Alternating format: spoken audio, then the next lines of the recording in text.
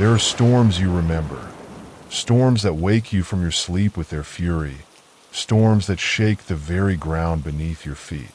And then, there are storms you try to forget. I thought it would be just another rainy night. A bit of thunder, the rhythmic patter on the roof, and the distant howl of wind through the trees. But as the hours crept by, I began to notice something off. It wasn't the rain. It was heavier than usual, but nothing I hadn't heard before. It wasn't the wind. It groaned through the house like an old friend. It was something else, something I couldn't name at first. A feeling that gnawed at the edges of my thoughts, pulling me away from the comfort of sleep. Before I go deeper into the story, welcome, and make sure to subscribe to the channel, Echoes of Nightmares, and turn on the notification bell so you never miss out on any of the future scary tales. If you're enjoying this story, hit that like button too. Also, leave a comment to let me know where you're listening from in the world. Now, back to my story. I remember glancing at the clock, 2:37 a.m.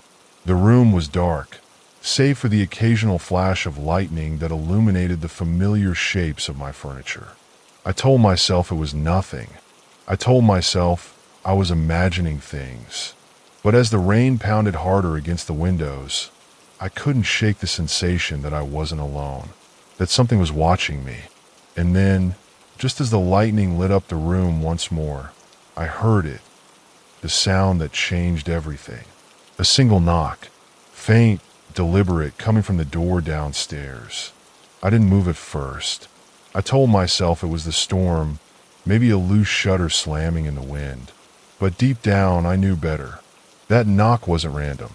It wasn't careless. It was patient, almost as if whoever, or whatever, was there knew I was listening. When the second knock came, louder this time, my heart was already racing. I tried to push the fear down, convince myself there was a logical explanation. But in that moment, I made a choice I would come to regret. I decided to go downstairs. This isn't a story I tell often. It isn't one I like to remember. But sometimes, the past doesn't give you a choice. It lingers, creeping back into your mind, especially on nights like this. What I'm about to share isn't just a tale passed down or something I read in an old book. It happened to me, and it changed the way I see the world forever. It was supposed to be a quiet weekend, just me and my family in an old cabin deep in the woods. We wanted to escape the noise of the city, reconnect with each other, and maybe even enjoy the storm rolling in. But what we didn't realize was that storms don't just bring rain. They stir up things that should stay buried, things that the forest keeps hidden. This story isn't about ghosts or legends. It's about what happens when you stop listening to your instincts, when you ignore the warnings, even when they're staring you right in the face. So make yourself comfortable if you can, but don't close your eyes just yet, because this story will make you question whether the next sound you hear is really the rain. The rain started just after sundown, a soft, steady patter that filled the cabin with a kind of peace. My wife, Sarah, was unpacking groceries in the kitchen. My son, Ethan, sat by the fireplace, flipping through an old book we'd found in the cabin. And I stood by the window, watching the storm roll in. It was one of those moments you want to hold on to, simple, quiet, perfect. But looking back, I realized the first sign was there, right from the start. The air felt wrong, heavy, like the forest itself was holding its breath. But I told myself it was just my imagination and turned back to my family. By the time dinner was ready, the rain had picked up. It wasn't just falling anymore. It was hammering against the roof, rattling the windows. Sarah laughed and said, "Guess we're really in for it tonight." Ethan didn't look up from his book. "The man in the picture," he said, almost absent-mindedly. "He's staring at me." Sarah and I exchanged a glance, confused. "What man?" I asked. Ethan pointed to the fireplace, to an old painting I hadn't noticed before. It was a portrait of a man in dark clothing, his face pale and gaunt. His eyes, cold and unblinking, seemed to follow you no matter where you stood. I brushed it off. A trick of the light, maybe, but the way Ethan stared at it, he wasn't convinced. And neither, if I'm honest, was I. It wasn't long before things started to feel off. It began with small things. A window that wouldn't stay shut, the clock on the mantel ticking slower than it should. But then Ethan began complaining about the whispers. He said they came from the walls, soft at first, but growing louder when no one else was around. We tried to reassure him, told him it was just the wind or the storm playing tricks on his ears. But deep down, I think we both knew better. That night, as we sat by the fire, there was a knock at the door. 3 sharp, deliberate knocks that cut through the sound of the storm. Sarah froze. Ethan looked at me, wide-eyed, and for a moment, none of us moved. Who could possibly be out here in the middle of nowhere in weather like this? When I finally opened the door, there was no one there. Just the rain, the wind, and the dark expanse of the forest. But there was something else. Lying on the porch, half buried in the mud, was a key. Old, rusted, and unlike anything I'd ever seen before. By the next morning, the storm showed no signs of letting up. Sarah suggested we leave, but the road back to town was already flooded. We were trapped, whether we liked it or not. That's when we heard it again, the knocking. Only this time, it wasn't coming from the front door. It was coming from the back of the cabin. I didn't want to go. I told myself it was just the wind, that there was no point in checking. But something about the sound pulled me in. I opened the back door, expecting to find nothing. But instead, I came face to face with a man. He was soaked to the bone, his clothes tattered, his face pale. He didn't say a word. He just stared at me with eyes that seemed empty. And then, before I could speak, he muttered, "You shouldn't have taken the key. The day started as any other." Or at least, that's what I told myself. But there was a growing sense of dread that I couldn't shake. The moment I stepped outside to check the property, I knew something had changed. The air felt thicker somehow, the trees more oppressive, their branches bending in unnatural directions. My gaze fell to the ground. Muddy footprints led to the back door. At first, I thought it was just my imagination, the remnants of the storm's fury. But the prints were too clear, too deliberate. They were too fresh. I didn't say anything to Sarah at first. I didn't want to alarm her. But as I stood there, staring at the prints that had no reason to be there, I heard it, the soft creaking of the front door, as if someone had just pushed it open. I spun around, my heart in my throat. But no one was there, just the empty cabin, and the shadows that were starting to take form. I tried to brush it off. I wanted to tell myself it was just the wind playing tricks on me. But then I went inside, and that's when I saw it, the carving. That damn carving. The one Ethan had pointed out the night before. It was on the wooden beam above the fireplace. Faint at first, but more vivid now, as if something or someone was trying to break through the surface. I reached up to touch it, and that's when I felt it, the cold. The room grew icy, as if the warmth was being sucked from the air. And then, to my horror, I saw it. At first, I thought it was just a trick of the light, but no, it was blood, dark, thick, and dripping steadily from the edges of the carving, staining the wood beneath. I recoiled, my stomach twisting in knots. The blood was real. The carving was no longer just a drawing. It was alive. I called out to Sarah. She didn't answer. I found her in the kitchen, her hands shaking, her face pale. She had been staring at the wall for what seemed like hours, not moving, not speaking. I grabbed her by the shoulders, but she barely seemed to register me. Her eyes were wide, unfocused, as if she was seeing something beyond the room we stood in. And then she whispered, "He's here." I tried to get her attention. Ethan was nowhere to be found, and when I turned around to check the hallway, I saw him, standing in the doorway, eyes wide open, unblinking, just like the stranger from the night before. I moved toward him, but he didn't flinch. "Ethan," I called, my voice cracking, but he didn't respond. His gaze never left the same spot, as though he wasn't even aware I was there. And that's when I heard it, the voice. Not his, but something darker. It came from him, but not from him. It whispered, "You should have listened. You shouldn't have come."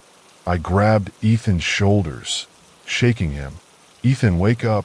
He blinked slowly, his eyes focusing just for a moment. And then he smiled. It wasn't his smile. It wasn't even human. It was a twisted, almost mocking grin. "We can't leave," he said, his voice not his own. "The forest. It won't let us." I backed away, terrified, and that's when I saw it. Shadows shifting, moving across the walls. Not the kind you'd expect from the flickering firelight, but shadows that had formed, that crept and stretched unnaturally across the cabin. I turned to Sarah, but she was staring, wide-eyed, at the window. She whispered again, "They're watching us." The shadows weren't just on the walls. They were outside, moving between the trees. Figures, tall, thin, with long arms that stretched unnaturally toward the cabin. I could see their shapes, faint but unmistakable in the flashes of lightning. They were watching us, waiting. The night passed in a haze of fear. I don't remember much of what happened after that. Just the sound of Ethan's voice calling out to something in the dark, the shadows creeping closer, and the feeling of being hunted. But when I woke up, it was morning, or what I thought was morning.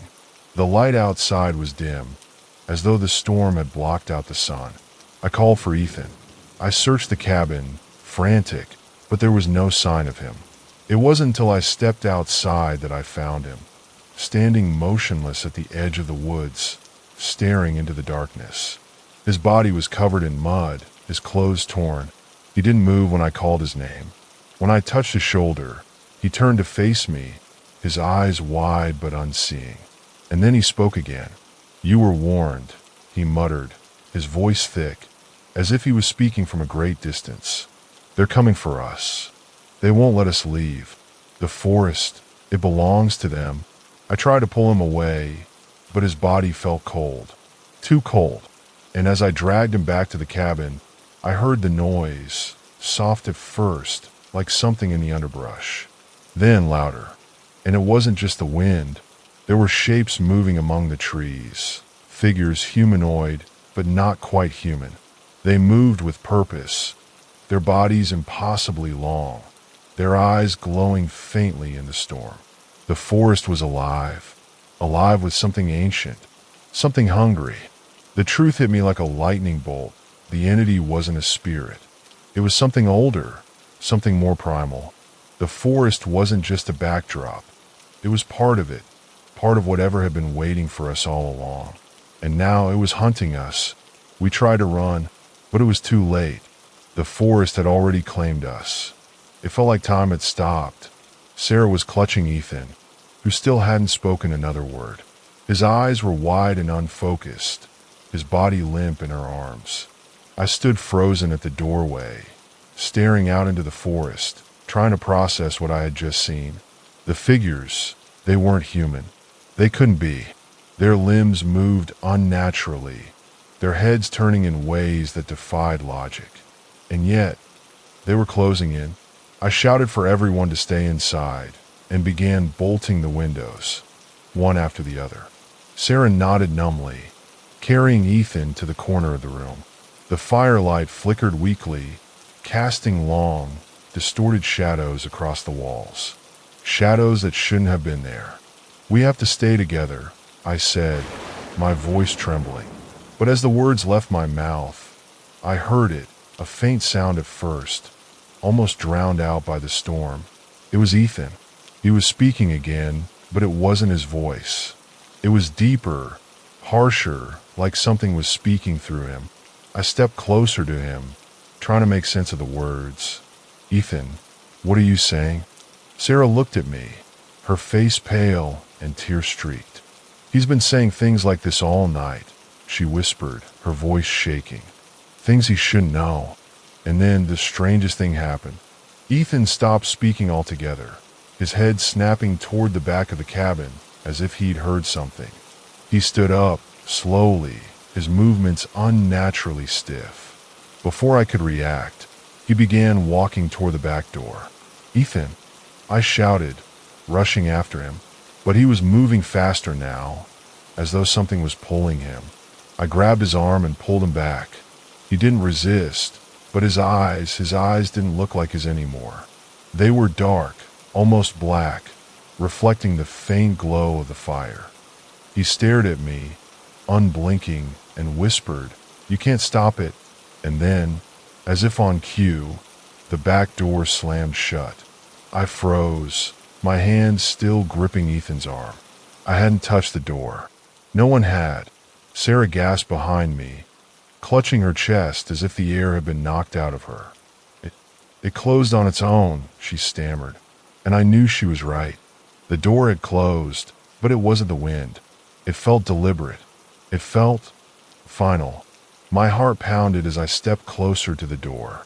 "Don't open it," Sarah pleaded, her voice barely audible over the rain. I hesitated, my hand hovering over the handle. The knocking stopped, but before I could take another step, I saw it, a shadow passing behind me in the reflection of the glass. I spun around, but nothing was there. Ethan began to speak again, his voice louder this time. But it wasn't his voice anymore.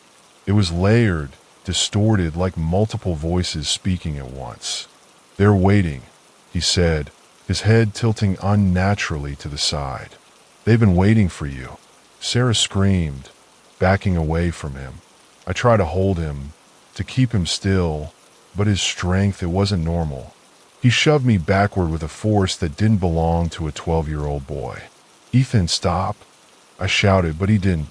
He began walking toward the fireplace, his hand reaching out toward the carving.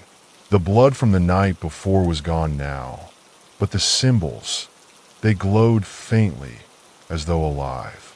And then, without warning, the carving began to shift. The wood groaned and split, revealing something beneath the surface, something moving. Ethan pressed his hand against the carving, and the room plunged into darkness. The fire went out. The storm outside seemed to vanish, and all that remained was silence. Then, from the pitch black came a voice, deep, guttural, and filled with malice. "You shouldn't have come." I fumbled for the flashlight on the mantel, my hand shaking so badly I could barely hold it. When I turned it on, the beam of light illuminated the room, but it was empty. Ethan was gone, Sarah was gone, and I was alone, or so I thought. I took a step forward, my flashlight sweeping the room, and that's when I saw it, a shadow passing behind me, so close I could feel the air shift. I spun around, but there was nothing there. "Sarah?" I called out, my voice cracking. No answer. But then, from somewhere deep within the cabin, I heard it, a whisper, faint but unmistakable. "Run." I didn't know what to do. Every instinct told me to leave, to get out of that place. But something kept me rooted to the spot. The cabin wasn't just a building anymore. It was alive, and it wasn't going to let us go. The whisper was clear now, no longer buried beneath the storm. "Run," it said, over and over, growing louder with each repetition. I wanted to listen, to run and never look back. But my family, they were still somewhere in that cabin. I couldn't leave them, not without a fight. If you had to choose, would you stay and face whatever was coming, or would you leave to save yourself? I know what I chose, but sometimes I wonder if it was the right decision. What would you have done? When morning came, the storm was gone, as if it had never been there. The forest stood silent, the air unnaturally still. The cabin was empty, its doors swinging open, its windows shattered. There was no sign of us, no footprints in the mud, no trace of what had happened inside those walls. The town search parties found the cabin weeks later. It had become a local legend by then. The storm cabin, they called it. But when they went inside, they found nothing. No furniture, no carvings on the walls, no signs of life. Just dust, and the faint smell of rain. To this day, the cabin stands deep in the forest, untouched and forgotten by most. But those who dare to visit swear they hear whispers on the wind, whispers that grow louder with each step they take toward the cabin. Some say they've seen shadows moving through the trees, felt eyes watching them from the darkness. And a few have never returned. The storm that night wasn't like any other storm. It wasn't just rain. It wasn't just thunder. It was a warning, a gateway, a reminder that there are places in this world where the rules of nature don't apply, where something else waits. And once you've stepped inside, it won't let you leave. So if you ever find yourself in a forest when the rain starts to fall and you see a cabin in the distance, don't go inside. Don't even look, because you might not come back.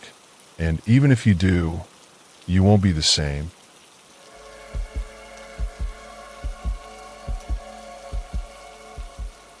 Have you ever felt like you were being watched? I don't mean in a crowded room or on a busy street, but in the quiet moments.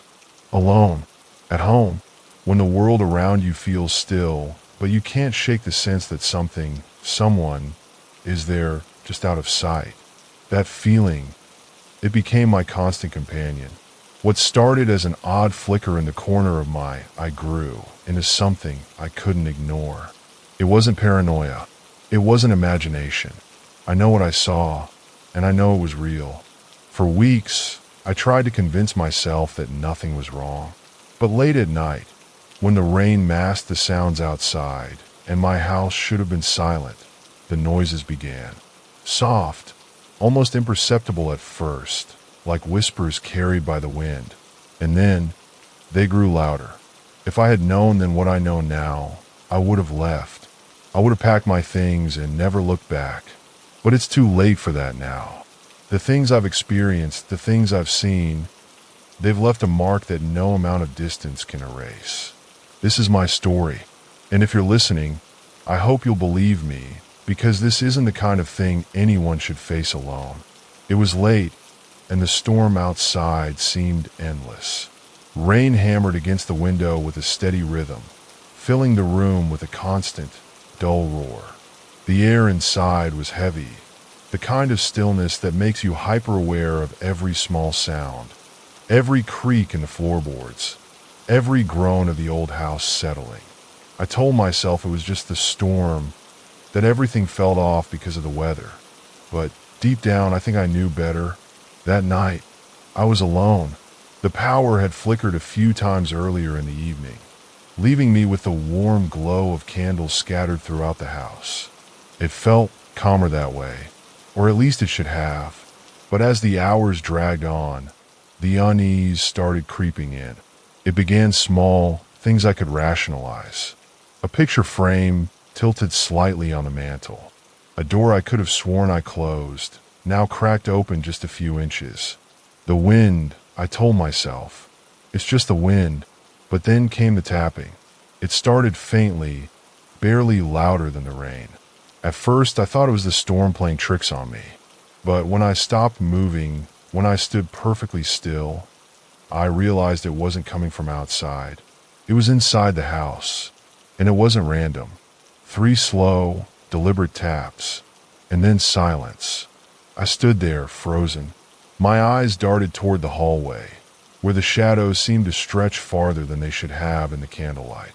My breath caught in my throat as the tapping came again, closer this time. 3 distinct knocks, as though something was trying to get my attention. I forced a laugh, trying to brush it off. The pipes, I muttered to no one in particular. But I didn't really believe that. I wanted to turn on the lights, to flood the house with a brightness that would chase away the shadows. But the storm made that impossible. The candles flickered instead, their soft glow barely holding back the dark.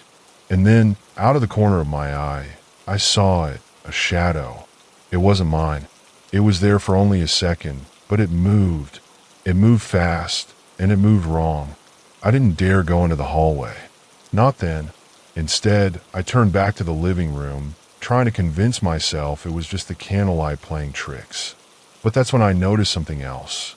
The rain, the constant downpour that had been my companion all night, suddenly grew quieter, muffled, as if someone had shut a door, or as if something was standing right outside my window. I turned slowly, every muscle in my body tense. The curtains billowed slightly in the breeze from the cracked window, but the glass was clear. No handprints, no smudges, but the feeling didn't go away. If anything, it got worse. My skin prickled, and I could swear the air around me was colder. And then, as I reached to pull the curtain shut, I felt it, a single, soft knock against the glass. I didn't sleep that night. I couldn't. Every time I closed my eyes, I'd hear it again, the knock. Just a single, deliberate tap on the window, followed by silence so heavy it made my ears ring. I kept telling myself it was the storm, maybe a loose branch caught in the wind, but the knock hadn't come from outside. I was sure of it. It was too purposeful. And when the rain finally slowed in the early hours of the morning, that's when I heard something else. It wasn't loud. In fact, it was so soft I almost missed it. But once I heard it, I couldn't unhear it. Breathing. Steady, shallow, and close. At first, I thought it was my own, my pulse pounding in my ears after hours of tension. But as I held my breath, it didn't stop. It was coming from the hallway. I grabbed the flashlight from the kitchen drawer and stepped into the hallway.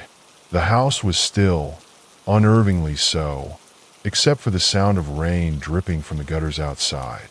The beam of the flashlight wavered as my hands trembled, casting long shadows that twisted and moved as I walked. I kept telling myself there had to be an explanation, an open vent, a draft.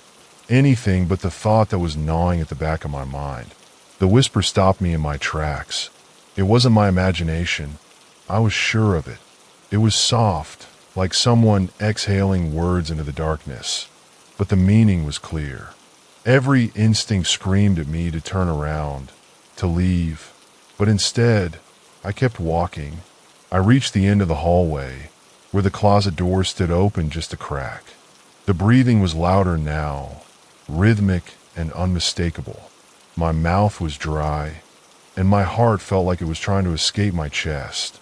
Slowly, I raised the flashlight and pushed the door open all the way. The beam of light cut through the darkness, revealing nothing. The closet was empty. No clothes, no boxes, just a hollow space that somehow felt too big, like it stretched farther than it should have. I spun around, nearly dropping the flashlight. My foot hit something on the floor, a picture frame. It was one of the photos from the mantel in the living room, the glass now cracked. But I hadn't brought it there. My pulse quickened as I picked it up, the image staring back at me. It was a photo of me, taken years ago, but something was wrong. The background, where my childhood home had been, was now just black, as if it had been erased. And then I heard it again, the breathing. But this time, it was right behind me. I didn't turn around. I couldn't. My entire body felt paralyzed as the sound grew louder, closer. I don't know how long I stood there, but eventually, the sound stopped. Slowly, I backed out of the hallway, never taking my eyes off the darkness beyond the closet. I locked the bedroom door behind me and sat on the edge of the bed, clutching the flashlight like it was the only thing keeping me alive. When I finally mustered the courage to open the door again, the house was quiet. The hallway was empty, the closet door still wide open. But the photo frame, it was gone. The following morning, I tried to push everything from last night to the back of my mind. I told myself it was just the stress of the storm, the isolation, the lack of sleep. But I knew deep down that none of that explained the things I had seen, or worse, heard. My body ached, as if I had run a marathon in my sleep, and there was an uneasiness in the pit of my stomach that wouldn't go away. I decided to leave the house for a while, to get some fresh air. Maybe I'd call a friend, something, anything, to clear my head. I grabbed my coat, But just as I reached the front door, I saw her. Mrs. Dalton, my neighbor. She was standing at the edge of her garden, staring directly at my house. Mrs. Dalton had lived across the street from me for as long as I could remember, but we had never spoken much. She was the kind of person you see only at a distance, always keeping to herself, eyes always hidden behind thick glasses, and a kind of smile that didn't quite reach her lips. But that morning, she wasn't smiling. She wasn't even moving. She just stared. I walked over to her cautiously, my boots sinking into the wet grass. Her gaze didn't shift. It was as if she could see straight through me. When I was close enough, she finally spoke, her voice so low it felt like a secret meant for only the wind to carry. "You've noticed it, haven't you?" I don't know what you mean," I stammered. But something about the way she looked at me made my stomach drop. I couldn't tell if she was asking or warning me. "The house," she said, her voice growing more urgent. "You felt it, haven't you? Felt it watching you." I don't know what you're talking about. It's just the storm, right?" I tried to laugh it off, but the sound died in my throat as I saw the fear in her eyes. "It's not just the storm. It's always there. It was there when they disappeared. It's the house and the land. No one who lives there ever leaves the same." "Who disappeared?" I asked, my voice barely above a whisper. "The last tenants," Mrs. Dalton said, glancing nervously around, as though she feared someone or something was listening. "They were a young couple moved in about 5 years ago. Quiet, friendly, but there was something wrong. They started hearing things, seeing things. Then one night, the woman went missing, gone without a trace. Her husband, he said he'd seen something in the house. But after she disappeared, he left. Never came back. No one saw him again either." "You don't think," I started, but she held up a hand, silencing me. "Don't," she warned, her voice cracking. "Whatever you do, don't let it know you've noticed it. It wants you to see it. And once you do, once it knows you can see it, it won't stop until it's taken everything. Your peace, your life, your mind. You're not the first," she continued, almost to herself. "It'll come to you in your dreams. Then slowly, piece by piece, it'll make itself real. That's how it works." "What do you mean? What happens in the dreams?" I asked, though part of me wished I hadn't. "You'll see it. It'll be standing in the dark, right in front of you, watching, waiting." She paused, her eyes wide, frantic now. "And when you wake up, you won't be sure if it was just a dream. But it won't be. You need to leave. Now," Mrs. Dalton said, her voice growing weak, "before it's too late." Later that night, I couldn't shake Mrs. Dalton's warning. The weight of her words clung to me, and yet I didn't feel like I could leave. Not yet, not until I knew what was happening. But that night, when I finally fell asleep, that's when the dream started. And that's when things went from bad to worse. I woke up in the same room, but it wasn't my room. It was darker, colder. The air smelled musty, like mildew and dust. I tried to call out, but no sound came from my mouth. I moved toward the door, but it slammed shut in front of me, trapping me inside. And then I saw it, standing at the foot of the bed, in the corner of the room. That shape, that thing. It was dark, a massive shadow, but I could feel it, like it was pressing against me. I tried to scream, but again, nothing came. I reached for the door, but something was holding me back. Something I couldn't see, but I could feel it, crawling along my skin. And then, in the dream, it spoke. "You're mine now." I woke up with a jolt, drenched in sweat. My heart pounded so loudly, it drowned out the rain. But as I opened my eyes, I realized something. Something had changed. The room wasn't exactly the same as I remembered. And there was something else. A cold touch against my skin, a feeling I couldn't explain. Something I hadn't felt before. Something was waiting in the dark. I couldn't escape it. The dreams, the warnings, Mrs. Dalton's cryptic words, none of it made sense, and yet it all felt too real. My every waking moment was clouded by the things I couldn't explain, the things I didn't want to believe. But they were happening, and they were only getting worse. That night, it began the same as before. The rain outside beat against the windows with such force that I almost wondered if it was going to break the glass. The air was thick, heavy, like the atmosphere itself was being pulled into something dark, something waiting. I sat on the couch, staring out into the storm, trying to push the memories of what had happened before out of my mind. But the house, this house, felt different now. It was as if the walls themselves were watching me. I stood up, my heart racing, and turned to the window. The condensation had fogged up the glass, and I felt a cold draft brush across my neck. But then I saw it. The first line, faint and barely noticeable, like a smear of finger paint on a glass. Something written on the fog. I blinked. My heart skipped a beat. It was a word, a name. I didn't understand it at first, so I leaned closer, my breath fogging up the glass further as I traced the letters in the mist. It was the name of the last tenant, the woman who disappeared. Lena. It was her name, written in the fog, like the house itself was speaking her name to me. I rubbed the glass with my sleeve, but it didn't disappear.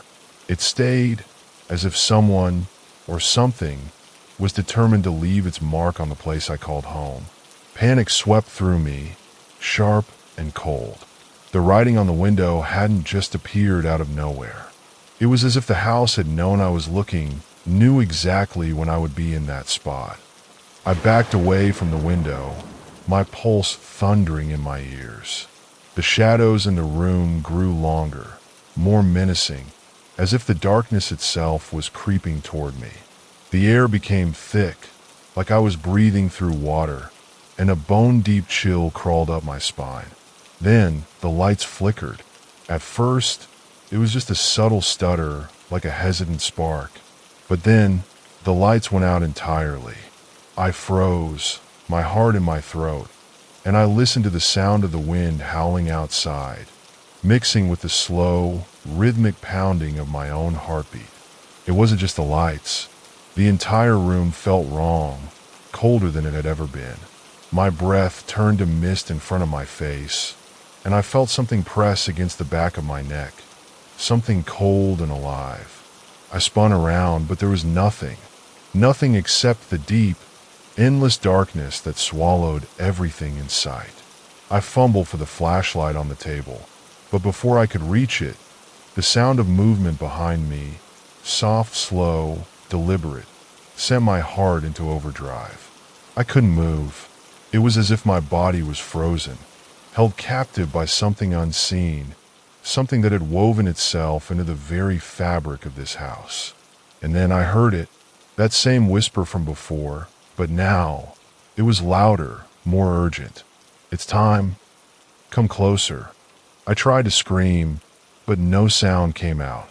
My throat felt tight, constricted, like the air itself was thickening around me. And then the sound of something else, the scraping of nails against the wall, as though something was climbing its way through the plaster, trying to reach me. I stumbled back, my legs weak, the room spinning, and then, just as suddenly as it had started, everything stopped. The whispers, the scratching gone. The room was still, unnaturally still. I stood there, frozen, staring at the door. My mind was screaming for me to leave, to run, but I couldn't. Something told me, no, forced me to walk toward the door. I reached for the handle, and as I did, I heard it again, the knock this time louder, more insistent. A quick, sharp rap against the door, as if whatever was on the other side was impatient. I turned the knob, and the door opened into the storm. The rain hammered down in sheets, and the wind whipped around me, but there was nothing outside. Nothing but the unrelenting darkness. And yet, I felt its presence, that sense of being watched, of being followed. I stepped outside, my feet slipping in the wet grass, and I turned around to look at the house. But then I saw it, in the upstairs window, a shadow. It was standing there, in the window, motionless. But I could feel it watching me. The shadow, if it even was a shadow, didn't belong. It stretched unnaturally long, like it was reaching out toward me, beckoning me back into the house. I knew then that I couldn't outrun it. There was no escape from whatever was in that house, whatever was tied to it. I didn't go back inside. I ran. I ran until my lungs burned, and my legs couldn't carry me any farther. But when I turned to look back, the shadow was gone. But I knew it wasn't gone. I knew it was still there, still waiting for me. And I couldn't help but think of Mrs. Dalton's warning. Once it knows you've seen it, it won't stop. I didn't want to believe her, but I had no choice. The house, the shadow, whatever it wasn't done with me yet. I couldn't escape it. Every corner I turned, every shadow that loomed, I felt its presence, always there, just beyond my reach. I had to know more, even if it meant confronting something that had been buried for decades. So, I started digging. I started asking questions. I went back to the local archives the next day, desperate for answers. The storm that had followed me home was still raging outside, but now it felt different, like it had always been a part of the story. I walked through the dimly lit hall of the old town library, scanning the rows of dusty files and newspapers.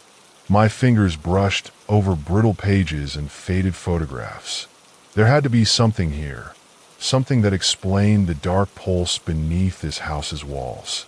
And then I found it, a faded photograph, barely legible beneath the layers of dust and time. It was of a young family, husband, wife, and a small child standing together in front of a house that seemed strangely familiar. I stared at the picture, my heart skipping a beat as I noticed something that shouldn't have been there. The house in the photograph was the same house I had moved into. I pulled out the photo and the stack of letters and clippings that lay underneath it. There were diary entries from the mother. Evelyn, her name was. Her handwriting was erratic, frantic, as if she had been trying to get something out, something she couldn't put into words. The entries spoke of a storm, a terrible storm that had come every year at the same time, a storm that never ended, as if the very sky was angry. But it wasn't just the storm, it was what had happened to her daughter, Lily. The letters spoke of the child's disappearance, a child who had drowned in the storm's floodwaters, or so they thought. They searched for days, scouring the town, but little Lily was never found. Her body was never recovered, and it was then that Evelyn began to speak of the curse that would befall anyone who lived in the house after them. The more I read, the clearer it became. The storm wasn't just a freak weather event. It was tied to the house, tied to Lily's death. And then I found it, a final entry, hastily scribbled in the back of the diary, almost like it had been written in a panic. If they stay, they will never leave. The storm calls to them. I can't stop it. My daughter is trapped. The house, it won't let go. The words felt like a cold fist around my heart. I'd heard whispers about the storm before, but it hadn't truly clicked until that moment. This wasn't just a tragedy. This was something deeper, something dark. The curse wasn't just a warning. It was a binding force, tied to the very essence of the house. A child's death, the grief of a mother, and the storm that never ended. I wasn't just experiencing some random haunting. I was living through the very cause of it, and I couldn't escape. No one could. I left the library with the diary and the photograph in my hands, but the weight of what I had uncovered was unbearable.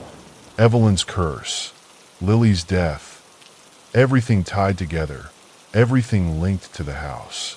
As I walked through the rain-soaked streets back to the house, I felt a cold presence at my back. Something followed me. It was as if the past was dragging me back. And I knew I wasn't the first. No, there had been others before me, others who had lived here, who had left, whether by their own choice or not. All of them had been touched by the storm. That night, I locked myself in, the house feeling suffocating as I sat alone with the knowledge of what I had found. The storm had reached its peak now. Outside, the wind howled, the rain battered the windows, but inside, it was eerily silent. The silence of something watching you, waiting, and then it happened. The lights flickered once again, but this time, they didn't come back on.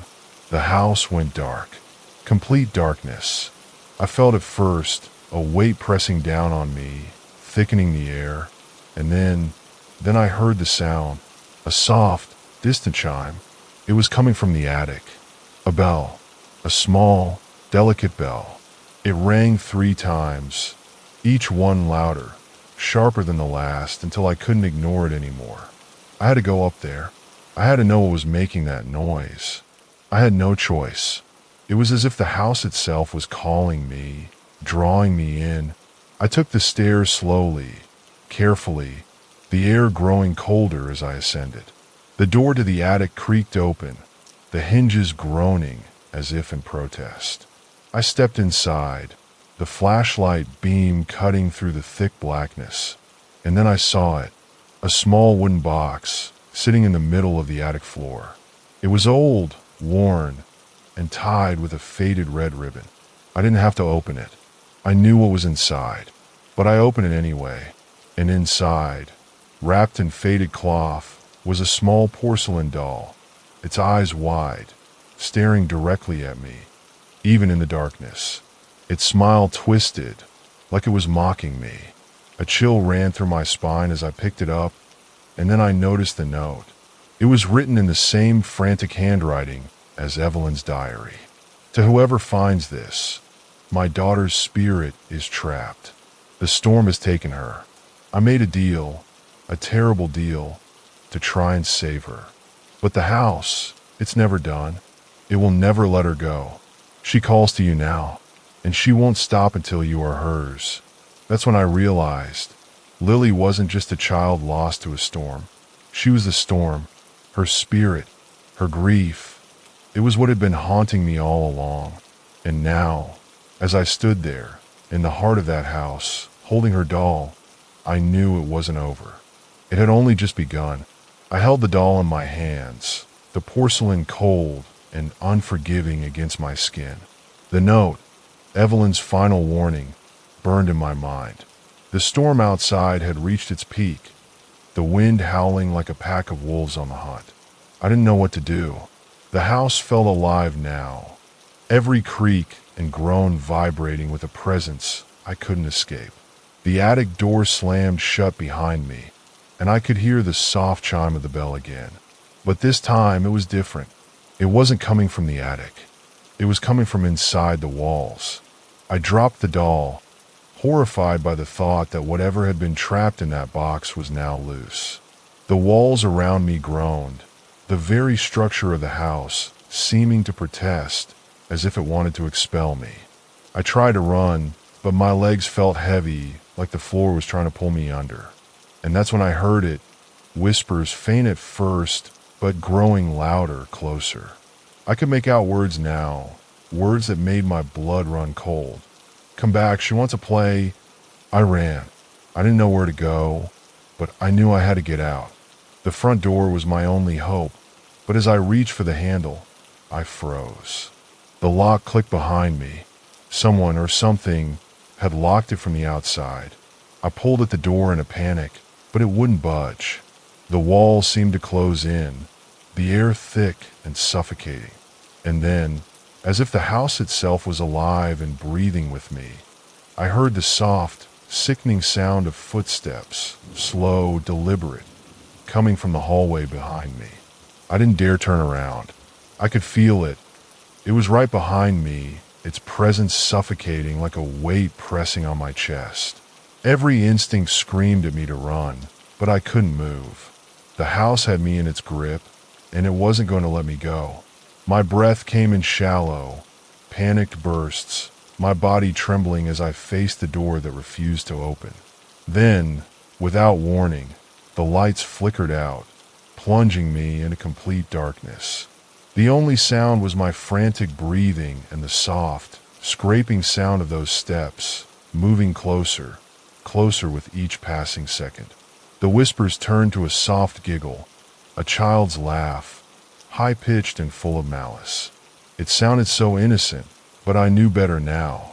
This wasn't a game. Not anymore.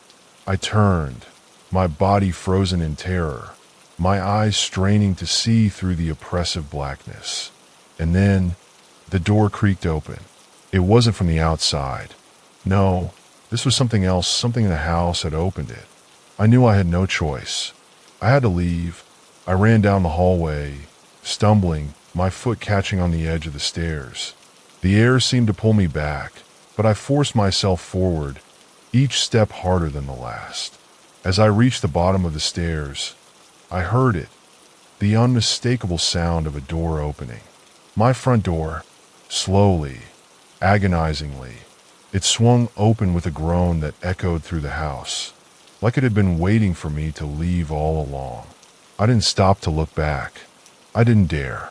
I ran into the night, the storm pelting my face, the wind pushing against me, but somehow I felt like I was being pulled away.